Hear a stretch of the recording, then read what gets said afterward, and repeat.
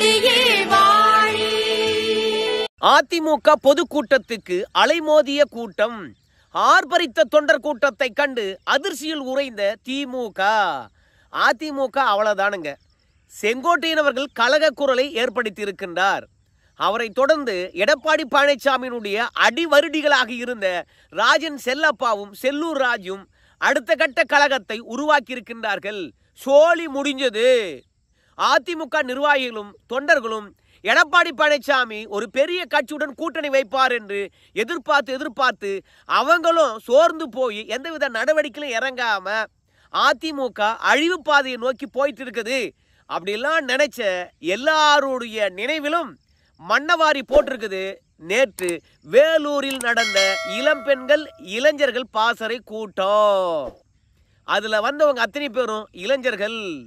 இவ்வளோ இளைஞர்களை கூட்டி காட்ட முடியும் அதிமுகவால அப்படின்னும் பொழுது இது ஒரு பெரிய கூட்டம்.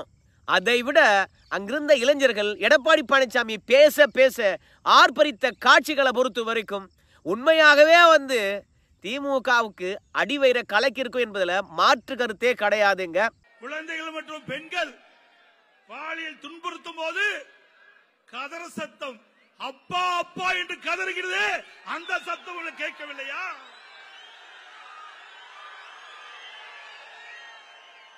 இந்த வேலூர் பொதுக்கூட்டம் தொடர்பாக நாம பல கருத்துக்களை பேச போறோம். அதில் எடப்பாடி பழனிசாமி நிறைய விஷயங்களை போட்டு உடைச்சிருக்கின்றார்.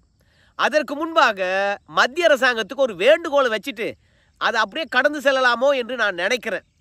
ஏன்னா தமிழகத்தில் தான் அதிகமான பேர் இந்தி படிக்கிறாங்க. மற்ற மாநிலத்தை விட அதிகமான பேர் இந்தி படிக்கின்ற ஒரு மாநிலம் தமிழகம்தான். நம்முடைய தமிழக அரசாங்கத்துடைய செய்தி குறிப்பின்படி தமிழகத்தில் அரசு பள்ளியில் 40 லட்சம் மாணவர்கள் தான் படிக்கிறாங்க. ஆனால் தனியார் பள்ளியில் 68 லட்சம் மாணவர்கள் படிக்கின்றார்கள். இந்த 68 லட்சம் மாணவர்களும் மும்மொழி கொள்கையில தான் படிக்கிறாங்க. அப்போ பிற எந்த மாநிலத்தை விடவும் அதிகமாக இந்தி கற்றுக்கொள்ளுகின்ற மாநிலம் எதுவாக இருக்கிறது? தமிழகமாக இருக்கிறது.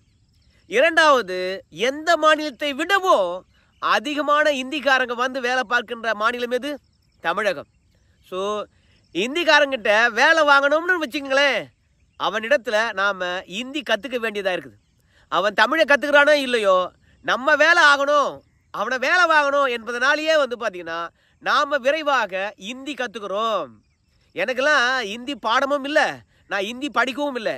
ஆனால் நானே யாராவது இந்தி பேசுனாங்கன்னா முழுமையாக புரிந்து கொள்ள முடியும். இந்த மாற்றமெல்லாம் எப்படி நடந்தது?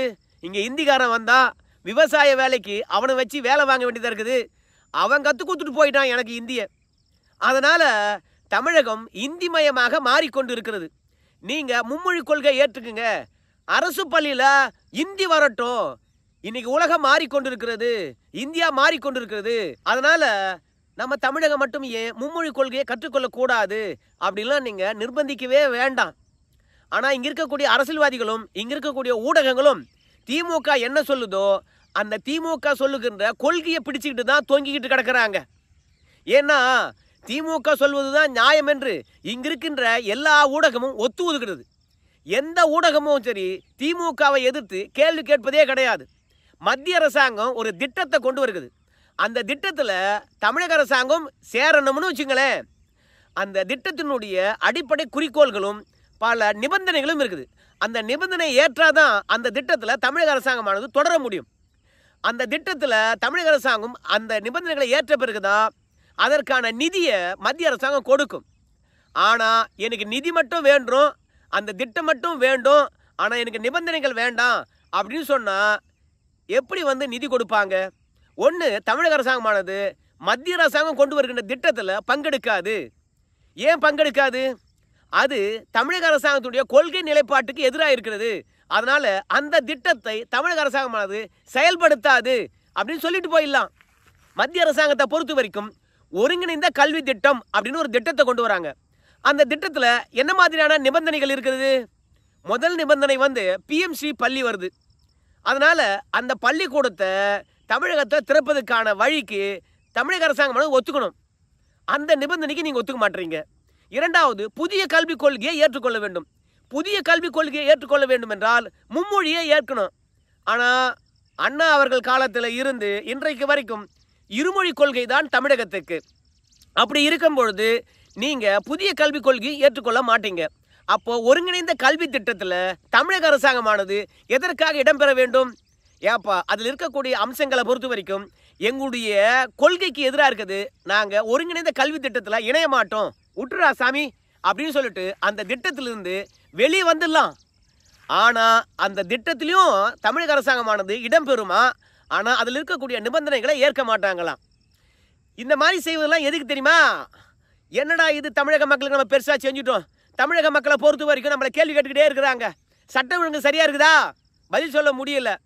வறுமை ஒழிஞ்சு போச்சா? கேள்விக்கு பதில் இல்லை.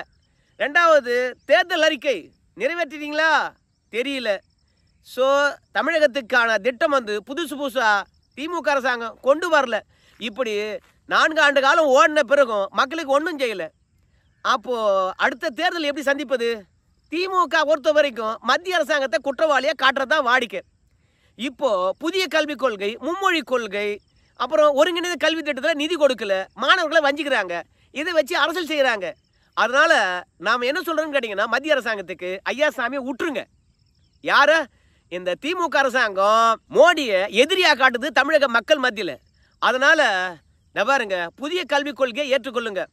தமிழகத்துக்கு மட்டும் விதிவிலக்கு, மும்மொழி கொள்கை கிடையாது. நீங்கள் இருமொழி கொள்கையை நடத்திக்கிங்க, ஆனாலும் நீங்கள் புதிய கல்விக் கொள்கையை ஏற்றுக்கொள்ளுங்க அப்படின்னு சொல்லிட்டு மும்மொழி கொள்கையை கைவிட்டுடலாம். ஏன்னா தமிழகம் விரைவாக இந்தி மயமாக மாறிட்டு இருக்குது. நாம் அந்த பாடத்திட்டத்தை அப்படியே ஏற்றுக்குங்க, பக்கத்து மாநிலம்லாம் ஏற்றுக்குச்சு இல்லையே, நீங்கள் ஏற்றுங்க அப்படின்னு சொன்னால் இங்கே இருக்கிறவங்க அதை வச்சு அரசியல் பண்ணுறாங்க, மக்களை திசை திருப்புறாங்க. எடப்பாடி பழனிசாமி எதிர்கட்சி தலைவராக இருக்கார். அவர் என்ன சொல்றாரு பாருங்க. மத்திய அரசுக்கு வேண்டுகோள் வைக்கின்றோம், தமிழ்நாட்டு மக்களை பாருங்கள், எங்கே ஆட்சி செய்கிறவர்களை பற்றி கவலைப்படாதீர்கள், தமிழ்நாட்டு மக்களை பாருங்கள். இன்றைக்கு கல்வியிலே சிறந்த மாநிலம் தமிழ்நாடு. நம்ம எடப்பாடி பழனிசாமி ஆளுகின்ற அரசாங்கத்தை பார்க்காதீங்க, மக்களுக்கான நிதியை கொடுங்க அப்படிங்கிறாங்க. ஏப்பா அந்த திட்டத்தை பொறுத்த வரைக்கும் அதில் இருக்கின்ற நிபந்தனை ஏற்றாந்தாமா நம்ம பணம் கொடுக்க முடியும். இல்லைனா மற்ற மாநிலத்துக்காரன் பார்த்தீங்கன்னா, யோ அவன் அந்த நிபந்தனையை ஏற்றுக்கொள்ளல, அவனுக்கு மட்டும் பணம் கொடுத்துல, எனக்கு ஏன் பணம் கொடுக்கல அப்படின்னு சொல்லிவிட்டு கேட்பாயா. அதனால ஒரு மாநிலத்துக்கு ஒரு நிபந்தனை, இன்னொரு மாநிலத்துக்கு ஒரு நிபந்தனையா? உனக்கு ஒருங்கிணைந்த கல்வி திட்டம் வேணும்னா நீ சேர்ந்துக்கோ, இல்லைனா அந்த கல்வி திட்டத்திலிருந்து விலகிக்கோ. மத்திய அரசாங்கமானது கல்விக்கு வேற முறையில் நிறைய பணம் தருது, அதனால இதை வச்சு அரசியல் பண்ணாத அப்படின்னு விட்டுட்டு போகலாம். ஆனால் என்னமோ தெரியல, இந்த ஒருங்கிணைந்த கல்வி திட்டத்தில் திமுக அரசாங்கத்தை இல்லை தமிழகத்தை சேர்த்துக்கிட்டு அதை அரசியல் பண்ணுறதுக்கு வழிவகுக்கிறாங்களோ என்ற ஒரு எண்ணம் இருக்குது. இப்போ அதிமுக பொதுக்கூட்டத்துக்கு அலைமோதிய கூட்டமா அப்படின்னு கேட்டீங்கன்னா, இந்த காட்சிகளை பாருங்களேன். தமிழக மக்களுக்கு கிடைக்க வேண்டிய நிதியை நாடாளுமன்றத்தில் அழுத்தம் கொடுங்கள், நிதியை பெறுங்கள். அதை விட்டுவிட்டு எங்களுக்கு நிதி கொடுக்கலை, நிதி கொடுக்கவில்லை என்று சாக்கு போக்கு சொல்லி அந்த ஏழை மக்களை மாட்டி வதைக்காதீர்கள். 100 நாள் வேலை திட்டத்திலே பணிபுரிகின்ற பெண்கள் பெரும்பாலும் ஏழை பெண்கள், வயிற்றிலே அடிக்காதீர்கள். மத்திய அரசு இந்த 100 நாள் வேலை திட்டத்திற்கு கிடைக்க வேண்டிய நிலுவைத் தொகையை உடனடியாக தமிழ்நாடு அரசுக்கு வழங்கப்பட வேண்டும். இன்றைக்கு திமுக ஆட்சி செய்து கொண்டிருக்கின்றது, அதை நீங்கள் பொருட்படுத்த வேண்டாம். ஏழைகள் பாதிக்கப்படுகிறார்கள், அதை எண்ணி பார்த்து அந்த 100 நாள் வேலை திட்டத்தில் பணிபுரிந்த அந்த பெண் ஊழியர்களுக்கு சேர வேண்டிய நிலுவைத் தொகை உடனடியாக மத்திய அரசு விடுவிக்க வேண்டும் என்று இந்த கூட்டத்தின் வாயிலாக மத்திய அரசுக்கு வேண்டுகோள் வைக்கின்றேன். எடப்பாடி பழனிசாமி பேச பேச சுற்றி அமர்ந்திருக்கிறது இளைஞர் பட்டாளம். எடப்பாடி பழனிசாமி 100 நாள் வேலை திட்டத்துக்கு மத்திய அரசாங்கத்திடத்துல நிதியை கேட்கிறார். அப்படி கேட்கின்ற போது எவ்வளோ ஆரவாரம் பாருங்களேன். அதோட இந்த கூட்டத்தில் உட்கார்ந்துருக்கிறவங்க மொத்தமே இளைஞர் மற்றும் இளம் பெண்கள் பாசறையை சார்ந்தவங்க. அதனால இவ்வளோ இளைஞர்கள் ஒன்றிணைந்திருக்கின்றார் என்றால் நிச்சயமாக அதிமுக வலிமையான கூட்டணி இருந்தா அடுத்தது ஆட்சியை பிடிக்கும், அதில் மாற்று கருத்தே கிடையாது. வேலூர் கோட்டையில் நாம் போட்ட கூட்டமானது ஜார்ஜ் கோட்டையில் தான் போய் நிற்கும் அப்படின்னு எடப்பாடி பழனிசாமி பேசியிருக்கிறார். கூட்டணி பற்றி எடப்பாடி பழனிசாமி என்ன சொல்றாரு பாருங்க. உங்களுடைய அனைவருடைய கோரிக்கையை ஏற்று 2026ஆம் ஆண்டு அனைத்து இந்திய அண்ணா திராவிட முன்னேற்ற கழக தலைமையிலே வலிமையான வெற்றி கூட்டணி அமையும் அமையும் அமையும். எடப்பாடி பழனிசாமியை பொறுத்த வரைக்கும் எல்லோரும் கூட்டணி எப்போ அப்படின்னு கேட்குறாங்களாம். ஆனால் எடப்பாடி பழனிசாமி அதற்கு சொல்லிட்டாரு, வலுவான கூட்டணி அமையும், கவலைப்படாதீங்க, வேலையை மட்டும் நீங்கள் பார்த்துட்டு இருங்க அப்படின்னு சொல்கிறார். ரெண்டாவது, கூட்டணி தொடர்பாக 2 விஷயங்களை எடப்பாடி பழனிசாமி போட்டு உடைச்சிருக்கின்றார் வேலூர் கூட்டத்தில். ஒன்று, நம்மளை யார் தேடி வருகின்றார்களோ அவங்களுடன் கூட்டணி அப்படிங்கிறார். இரண்டாவது, இந்த கூட்டணி மெகா கூட்டணியாக இருக்கும் அப்படின்னு சொல்லிட்டார். ஒன்று, எடப்பாடி பழனிசாமியை தேடி வருகின்ற கட்சி எதுவாக இருக்கும்? தமிழக வெற்றி கழகமா அல்லது பாரதிய ஜனதாவா அப்படின்னு பார்க்கும்போது இப்போதைக்கு நாங்கள் உங்களுடன் கூட்டணிக்கு ரெடியாக இருக்கிறோம் அப்படின்னு சொல்கிறது பாஜக தான். அதுக்கு ஏற்ற மாதிரி தான் அந்த மேடையில் எடப்பாடி பழனிசாமி பாஜகவை அதிகமாக விமர்சனம் பண்ணலை. இரண்டாவது, திமுக பாஜகவுடன் கூட்டணி வச்சு இல்லையா, அவங்க பார்த்தீங்கன்னா அதிமுக பாஜகவுடன் கூட்டணி வைக்குது, கள்ள கூட்டணி இருக்குது அப்படின்னு சொல்கிறாங்களே. அப்படின்னு சொல்லும்போது பதவி சுகம் என்றால் யாருடன் வேண்டுமானாலும் கூட்டணியில் இருக்கும் திமுக, அவங்களுக்கு கொள்கை என்றெல்லாம் கிடையாது. ஆனால் அதிமுக பொறுத்த வரைக்கும் கொள்கை என்பது வேறு, கூட்டணி என்பது வேறு. அதனால் யாருடன் கூட்டணி வைத்தாலும் சரி கொள்கையை விட்டு கொடுக்க மாட்டோம் அப்படின்னு சொல்லியிருப்பதனால பாஜக கூட்டணிக்கு எடப்பாடி பழனிசாமி தயாராயிட்டாரு அப்படின்றது மட்டும் நன்றாக தெரிகிறது.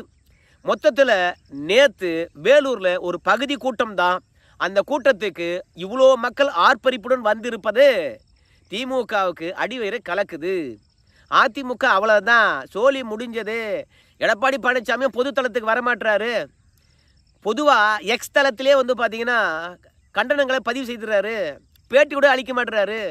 இன்னைக்கு அரசியலுக்கு வந்தவங்கலாம் பத்திரிகையாளர் சந்தித்து திமுக அரசாங்கம் மத்திய அரசாங்கத்துக்கு தன்னுடைய கண்டனத்தை பதிவு செய்கிறாங்க.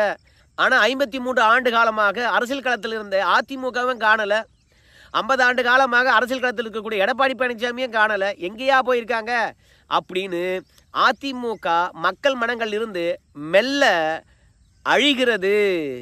இப்படி அதிமுக மெல்ல மக்கள் மனங்களில் அழிவது தமிழகத்துக்கு நல்லதல்ல என்று முதல்வர் ஸ்டாலின் அவர்கள் சொல்லுகின்ற நிலைக்கு தான் அதிமுக செயல்பாடுகள் வெளிக்காட்டி கொள்ளாமல் இருந்தது.